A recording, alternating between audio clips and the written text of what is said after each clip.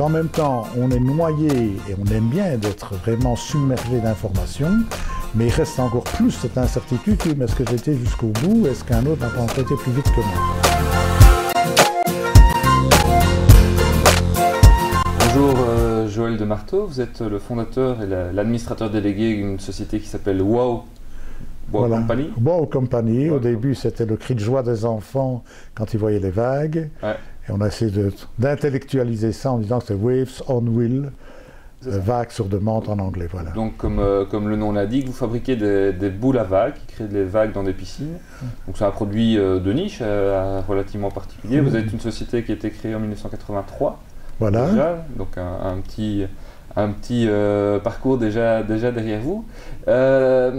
Vous disiez que au niveau de l'information, de tout ce que vous aviez, de tous les éléments dont vous avez besoin pour rester compétitif par rapport à vos produits, un changement fondamental était apparu avec Internet il y a 10 ans. Est-ce que vous pouvez nous expliquer un petit peu qu'est-ce que ça a changé aussi dans la façon de fonctionner de votre entreprise?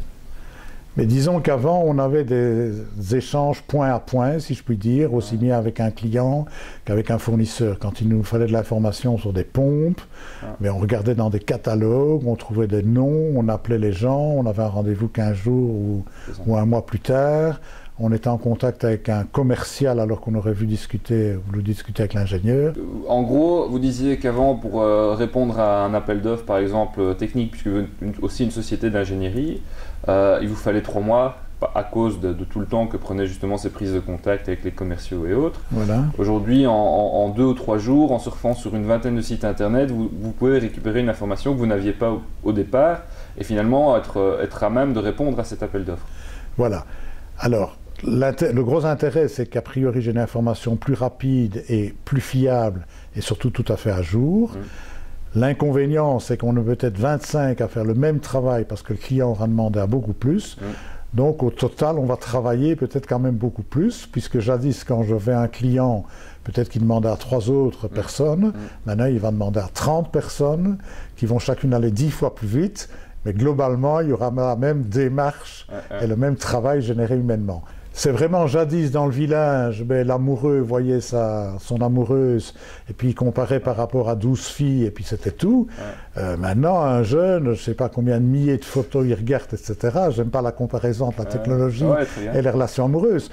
Mais c'est un petit peu le même problème. Et donc, il se dira toujours, oui, mais est-ce que c'est la meilleure? Est-ce que je ne peux pas encore en trouver une meilleure? Une forme d'incertitude qui vient simplement parce qu'on a aujourd'hui accès à une meilleure connaissance de ce qui se passe dans le monde et de l'offre qui est disponible, quoi. Voilà, je crois que vous venez de dire le mot juste incertitude. Donc, en même temps, on est noyé et on aime bien d'être vraiment submergé d'informations, mais il reste encore plus cette incertitude, oui, mais est-ce que j'ai été jusqu'au bout? Est-ce qu'un autre n'a pas encore été plus vite que moi? C'est ça. Alors, donc, du stress. C'est ça. Ah oui, générateur de stress dans ce cas-là. Et c'est là-bas qu'Internet est un bon outil de modestie. C'est qu'alors le soir, quand vous croyez avoir eu l'idée géniale, vous allez sur Internet et vous voyez, bon non, ça existe déjà 14 fois, il y a déjà des compétences, donc là je me retire. Ou bien au contraire, tilt, ça vaut la peine de mettre ces 2 bons hommes-là en relation. Et éventuellement, peut-être, c'est une nouveauté aussi par rapport à 10 ou 15 ans, ou peut-être vous auriez pu investir un certain nombre de temps et d'énergie dans la poursuite d'un projet en particulier, faute de connaître effectivement l'état d'avancement d'un projet similaire ailleurs sur la planète, quoi. Exactement. Alors je vais prendre un autre exemple qui n'a rien à voir, mais dont on parlait tout à l'heure à propos des brevets. Jadis, j'ai déposé un brevet d'un réveil qui vous réveillait avec la lumière. Et c'était assez intelligent, je trouvais, parce que non seulement c'était une croissance, mais je faisais des variations de lumière, comme quand il y a un rideau qui flotte au vent. J'ai déposé le brevet, et puis on a constaté malheureusement qu'un Japonais l'avait déjà fait.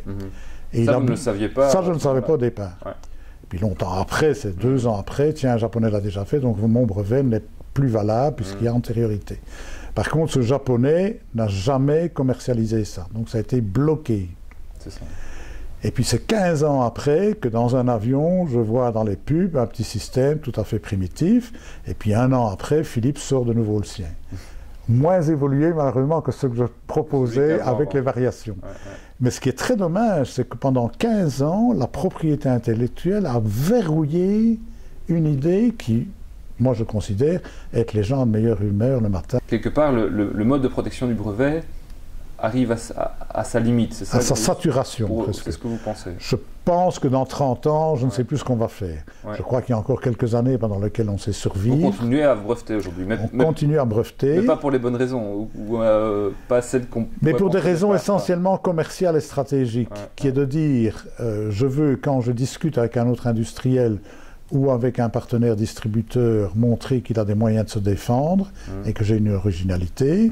Et montrer vis-à-vis de projets européens ou autres qu'on a une crédibilité parce qu'on a fait cet effort de propriété intellectuelle. Parce qu'ils jugent que vous êtes entreprise innovante essentiellement sur base du nombre de brevets ou de la qualité des brevets que vous avez déposés. Quoi. Comme on juge un universitaire parce qu'il a fait autant de publications.